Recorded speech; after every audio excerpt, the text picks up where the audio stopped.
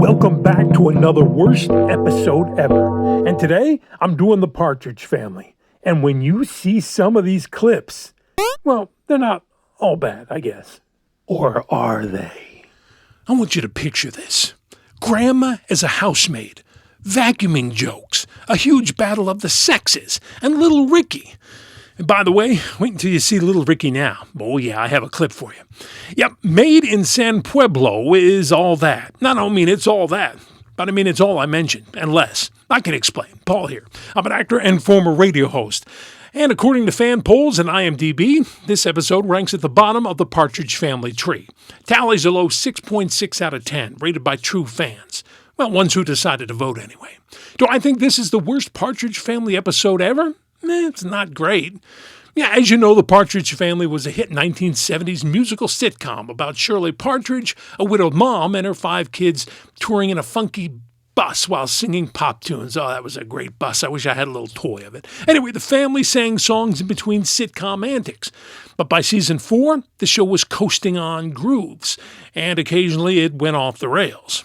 This episode aired December 8, 1973. Season 4, Episode 12. It guest stars Jackie Coogan, who you might remember as Uncle Fester. Yeah, as Grandpa Walter Renfrew, and Rosemary DeCamp as Grandma Amanda. Oh, and it's also Shirley's mother, Amanda's last hurrah on the show, her last appearance. So, what's the plot? Shirley Partridge trying to hire a maid. Oh, cue the laughter. Who shows up to apply? Her mother. Amanda, who's just run away from her husband after another argument. Shirley reluctantly agrees to hire her, meaning Grandma moves in, apron, cleaning supplies, and all. The Partridge kids, well, they plot to keep the house so clean that Grandma will have nothing to do and have to go back home so her and Grandpa will reconcile. Brilliant. Cue the hijinks. Tracy pretends to need first aid so Mrs. Renfrew won't mow the lawn and, Keith has to. Miss Casey decided to mow the lawn. You didn't let... No, I didn't let her do it. Tracy pretended to get a splinter in her finger, and while Ms. Casey was administering first aid, I mowed the lawn. Mom, having a maid is hard work.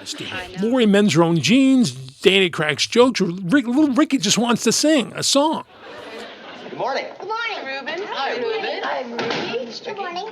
What brings you here so early? Well, Ricky has learned a terrific new song, and I want you all to hear it. Out in the garage. Hey, great. Love to hear it, Ricky. Later. You can do that later. Ricky and Reuben, why don't you sit down and have some breakfast with us, I huh? was hoping you'd say that, Mr. Renfrew. Shirley's desperate. She invites Grandpa over for a fancy dinner, hoping it'll fix things. It doesn't.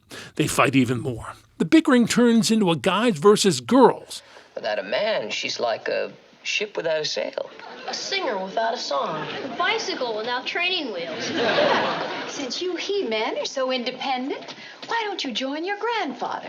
Let's see how well you fend for yourselves. I agree. Me too.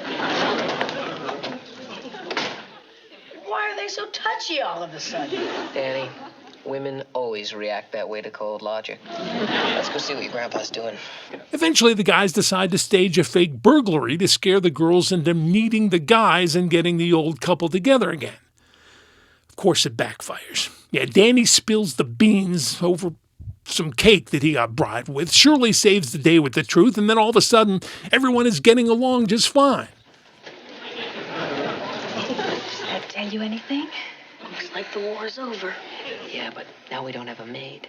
Good. I need the rest. It's never really explained how they made up. Odd. But what about little Ricky? Oh, don't worry. He got his chance at the end to sing his song. The reason I've asked you all here is because for the past 2 days I've been trying to get you to listen to something. And now that things have quieted down a little, I'd like you to listen. Ricky, take it away. Before we dive into why fans hated this train wreck, do me a favor, hit that like button, ring the notification bell, subscribe for more worst episode ever deep dives. You won't want to miss me tearing into another cult classic calamity, right? Right. All right, speculating. Now, why is this episode so hated? Maybe it was the old battle of the sexes. Grandpa's big moment is lecturing the ladies, and vice versa. The ladies won, of course, like they always did when shows took that route. There's not much Partridge music. Yeah, that's the family shtick, right? They sing a lot. At the end here, they sing Working on a Groovy Thing a little bit, but it's with no context. I think it was just some evergreen stock footage they were just waiting to insert in some episode. Next, family fights. The episode was 90% domestic squabbles. Fans probably craved more guitar solos or catchy tunes, not vacuum cleaner jokes. You know what the problem with vacuum cleaner jokes is? They suck. All right, and little Ricky. Oh, come on, let's face it. He was an even more annoying cousin Oliver.